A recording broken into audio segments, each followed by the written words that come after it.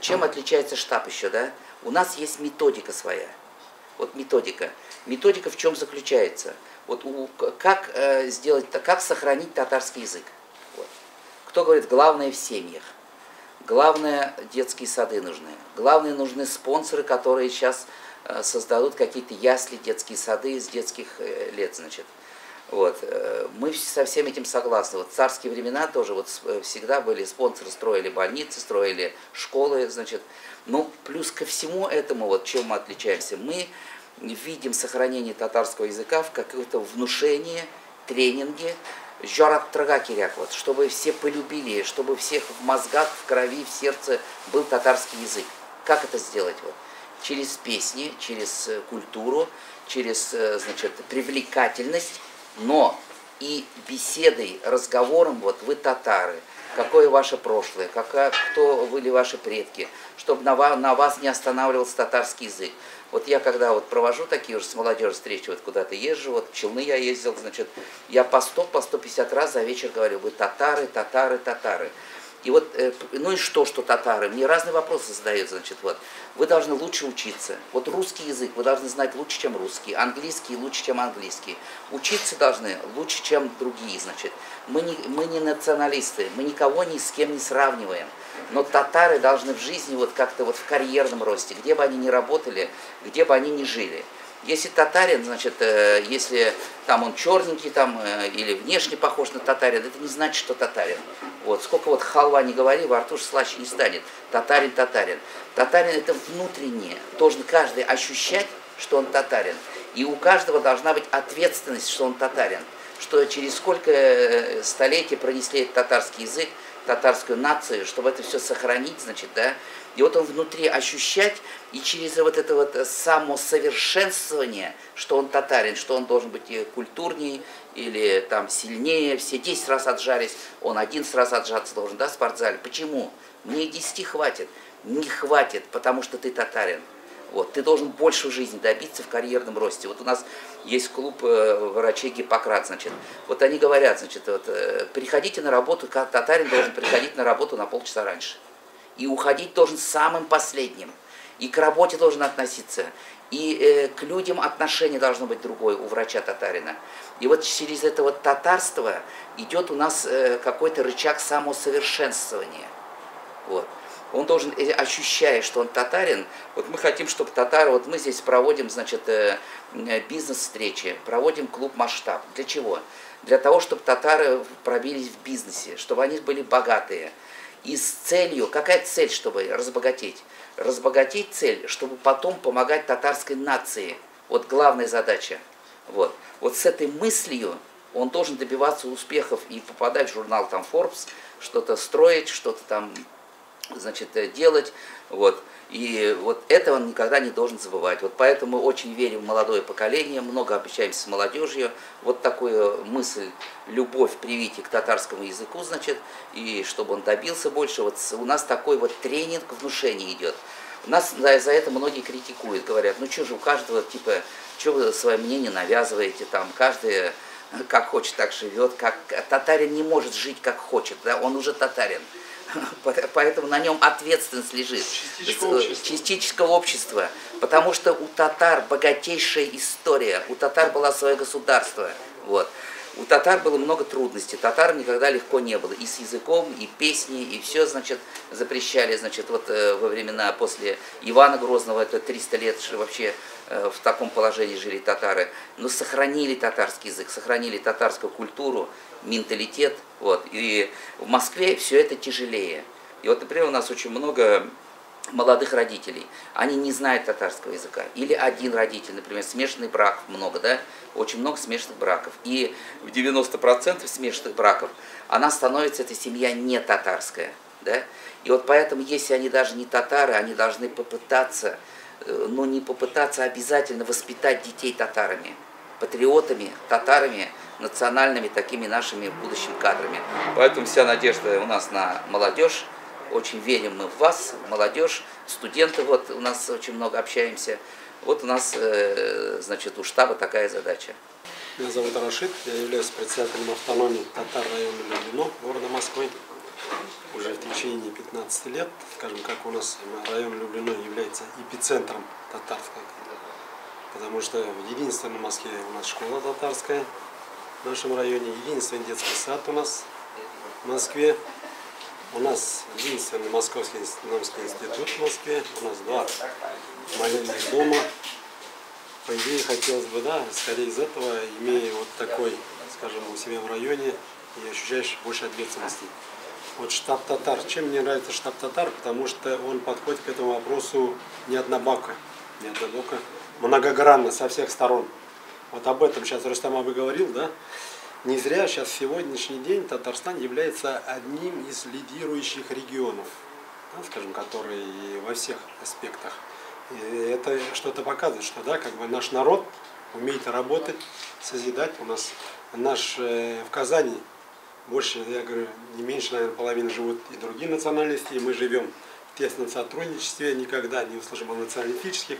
Просто мы хотим всем показать, что идентичность татарина, она очень прекрасно во всем своем поведении. Это не только мы говорим, это уже время показывает. Несмотря, да, где бы ни был, вот сейчас только Рустам Абы говорил, если врач, он должен быть врачом, не только, да, обычный, как бы, чиновник, он должен в этом месте понимать, что к нему пришли, чтобы потом после него не вышли, не сказали, вот там татарин такой врач, потому что не будет говорить, что врач плохой. Все равно, если он знает, что там татарин, и все равно приклеит ярмо, скажет, вот да, там татарин, бездарь этого. Исходя из этого, нам понимать надо, что это он частички, и он должен понимать во всем ответственность. Вот мне понравилось, да, что сейчас у нас народ очень трудолюбивый, и это очень много показывает, да, Марат Хуснуллин, только сейчас скажем, да, который очень много у него злопыхателей, но как он, да, один человек, который пришел, понятно, это в команде, он не один, и показал, как можно работать. В Москве очень много изменилось, хотя и много, да, там, которые люди говорят до плитки, но все равно это показывает, что человек трудолюбивый, он понимает свою работу, он относится к этому ответственно, он понимает, да, что за ним следят. И все говорят, когда Марат Хуснуллин говорят, не говорят, что он чиновник, госаппарат московского правительства, он говорит, что татарин с Казани. Исходя из этого мы должны понимать сохранение языка. Язык очень имеет важную, скажем, у нас основу для человека. Когда не знаешь языка, ты теряешь идентичность, все равно какие-то нравственные качества этим теряются. Язык, по идее, даже вот у нас дома, да, когда говорят мама или они, это разные вещи, поверьте мне. Когда они, у меня как бы 2 семьи, в одной семье объятовар давани, в другом семье бабушка. Отношение другое, просто даже имеете слово, даже слово имеет свое значение. Ласкательное. Из-за этого, да, как бы, если мы есть татары, мы должны знать и нести ответственность. Язык он не должны забывать. Язык, вы поймите, на сегодняшний день, понятно, нужно знать и русский язык, и французский, и английский. Но татарский, это, да, огромный. Вы пойдете в Турцию, вы можете объясниться любым. Пойдете в Узбекистан, опять же, да, у вас не будет никаких, Киргизстан, вы понимаете, огромный. Вот, я просто удивляюсь немножко, вот, скажем, некоторых русских, которые на сегодня говорят, зачем в Татарстане обязательно должен быть татарский язык, они не понимают. Если их не ребенок, почему бы нет? Пускай он знает тюркский язык, зачем вы ребенка как бы ограничиваете в языке? Вы говорите английский, французский, вы говорите, ну пусть он узнает для себя, для ребенка это небольшого труда составит. Но когда подрастет, ему хорошо, в какой-то компании идет, даже вот кто бы узбек бы не был, киргиз бы, он наоборот, скажем так, более обширный, да, для него познание, для него легче будет общаться. Я из-за этого говорю. Просто некоторые политики наши не понимают это, может специально этим работают, что вода языковой вопрос делают там основную, да, как бы выводя, что это не надо основным, а просто, да, там как бы дополнительный, нет. Просто надо понимать, исходя из этого, к этому вопросу подходить и со стороны молодежи, и с языковой, и образовательной, и историю свою знать. У нас история очень насыщенная. Просто, ну, скажем, такое время мы жили, немножко нашу историю, скажем, да, как бы мы не очень нам преподносили. Скажем, я вот рос с детства, мне, конечно, вот говорили Советский Союз, да, это я жил при Советском Союзе, мне с детства воспитывали мультика, где был Соловей-разбойник прототипом татарина, где Кощей Бессмертный, за ним стояло чуть ли войско, там, похожее на монгольское иго, и во мне немножко подавляли, и мне немножко стыдно было в детстве, чтобы вы понимаете, да, это что, очень много значит, что являться татарином для меня, да, всегда было монгол-татары, это иго не было, как такового, монголо-татарского иго не было, это создание целого государства. Это государство, это нам, я не знаю для чего, просто как таковое, это государство российское основалось на прототипах этой Орды. Золотое время было, да, Золотая Орда. Орда, это не Орда какой-то толпа людей. Орда, это значит, если перевод с татарского Урдек, это Золотой трон называется. Просто так, Золотой трон, если сказать, да, Золотой Урдек, Орда. Урдек, без этого Орда, без этого Уранга, Шинардан. Просто надо понимать, побольше изучать свою историю, поглубже, не лениться, не только в интернетах. Не забывайте, сейчас огромное, хорошо, слава Всевышнему, интернет, благость и милость.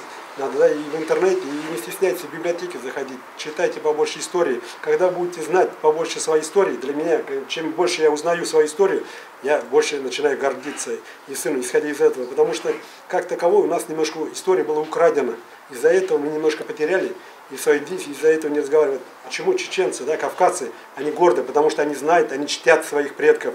Надо предков знать до 7-го поколения. Когда вы знаете до 7-го колена, это же не наоборот, благость вам, вы будете знать до 9-го колена своих родственников. Вы всегда во всем разговоре, для других будет приятно. Об этом говорю, это для нас нужно. Это мы должны понимать историю, что да, как бы у нас очень много героев было. Понятно, над этим надо вам, молодежи, работать.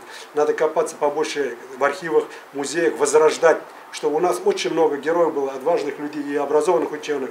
Смотря сейчас даже вот я смотрю в русском, да, как бы очень много русских, Карамзины, Нарышкины, Суворов, Кутузов, как немножко глубже посмотришь, у них корни татарские, поймите. Было время тогда, да, но что у нас немножко брали, нам нельзя было, как бы, религию, там, да, как бы, есть политические были, экономические, что, да, как бы у нас, исходя из этого, люди не выдерживали, они, как бы, переходили сперва, брали, да, как бы христианство, потом, когда христианство, они немножко имена меняли, а потом уже фамилии, и потом язык потеряли. Если посмотреть, да, как бы Тульская область, Коломенская, Рязанская, где-то, если, да, сейчас хорошо век, можно генетически это Всевышний достал, там, по генам можем, потому что гены, ДНК идет по отцовской линии. Вы можете взять, заказать, я не знаю, сколько сейчас стоит по генам, вот кто сейчас кричит русский мир, если его поглубже посмотрел бы он свой геном, посмотреть там сколько чего, сколько русского, сколько армянского, сколько татарского, он не стал, перестал. Из-за этого нам нужно больше понимать, да, как бы осознать, что корни-то, да, там, я об этом говорю, не националистическое, а осознание. Это огромный план. Вы понимаете, пол России был. Это Тартария назывался. Тартария это государство гунны, да, гунны, которые, скажем, да, завоевали Аттила, полмира, это, да, полмира завоевал. Это человек был бы бездарь, он не мог бы полмира просто так мечом и огнем завоевать. Значит, человек был лидер, да, за ним шли очень много народностей. Об этом вот, просто нам надо искать, смотреть, и когда мы больше узнаем, какие у нас были правители, сколько мы завоевали не только, да, огнем и мечом, значит, огнем и мечом невозможно заслужить столько, да, народности не покорились бы. Каждый народ был самостоятельным. Если огнем и мечом, они все равно бы восставали и заново. А просто, да, в Германии, в Италии, в Англии много сохранилось архивных данных о наших предках. Мы, скажем, предки Аттилы, да, Хазары, гуны, печенеги, один народ. Просто мы жили в степях. Вот это, да. Я смотрю, сейчас читаю, да, как бы в Коломне огромное было. Просто вот, да, скажем, Иван Грозный, как завоевал, когда завоевался Казань, там не только русские были, да, там, скажем так, завоевали Казань, там много очень было татар, очень много, да, с Крыма. Просто в те времена не было, как у нас сейчас государство, интернета ничего не было. Когда нам говорили враг народа, народ думал, да, враг народа, что может в любой момент посягнуть на наше государство, и они шли за войсками, думали, что вот там какое-то ядро как бы сидит, которое в любой момент может посягнуть на наши, и очень много, я говорю, где-то больше половины, когда завоевался, да, Казань, были татары, но просто они думали, что там очаг, как бы, да, врагов, они как бы хотят нашу землю завоевать, что хотят на нас напасть. Вот, просто не было ни телевизора, ни радио. Сейчас, милость Аллах, что если интернет нажал на кнопку, можно узнать любую новость. Скажем, я об этом говорю, вот эти стереотипы, история. История очень много значит. Вот я сегодня прочитал, дай-ка я посмотрю историю народных героев татарских. Я, знаете, сколько я нашел народных героев татар? Вы представляете, да, сколько мы, у каждого народа огромное количество. Я увидел у нашего народа, многомиллионного, 6, которые, да, там, я говорю, исторических. Там этот, и то они, Крымский хан, Астраханский хан, Казанский хан. Вы представляете, это государства целые были, это не хан, это государство со своими устоями. И об этом, кроме этих ханов, огромное количество было. 250 лет. И как бы велась все равно татары, да, были наши предводители, были огромные, и Салават Юлаев, и, как говорят, Илья Муромцы, как сейчас говорят, да, и вот Олег Попович, и у нас богатырей мало было, и образованных людей, ученых. Вот, просто надо изучать. Татарча сюляшейк, татар жерларын жерлейк. Вот хорошо, что в мафии изучает татарский язык тоже, да, привлекайте. Вот. Нам же никто не запрещает разговаривать на татарском языке. Вот в Татарстане в течение 25 лет полное было, сколько хотите татарский изучайте, сколько чего хотите, но не прошло. Вот на сегодняшний день татары в Татарстане между собой по-татарски не разговаривают. Да? Почему? Вот. Потому что методика нужна. Методика. Не смогли сделать интересных книг, значит, методик в школах, не смогли в яслях, в детских садах, идеологию не смогли провести вот эту.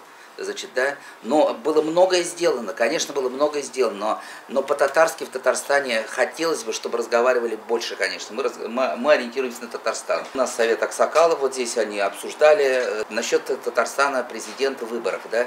Вот, они обратились с письмом к президенту Татарстана, Совет Аксакалов, академики наши, доктора, значит, они вышли с инициативой, значит, попросить Минниханова остаться еще на один срок. Вот, потому что другого президента, например, на сегодняшний день по показателям Татарстан лучше всех. Все-таки, значит, народ живет, зарплату получает, стройка идет там. И вот они думали, обсуждали и решили попросить Минниханова остаться на второй срок. Это, значит, инициатива Совета Аксакалов.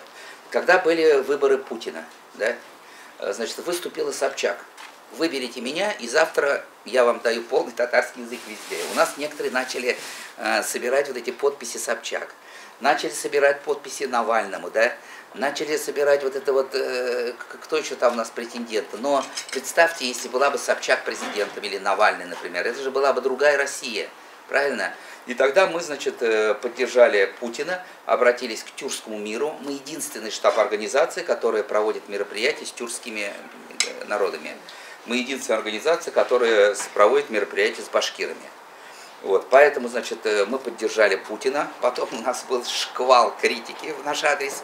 Но вы поймите, вот как мы живем в единой стране, с едиными законами. У нас единая такая, значит, законодательная база, да?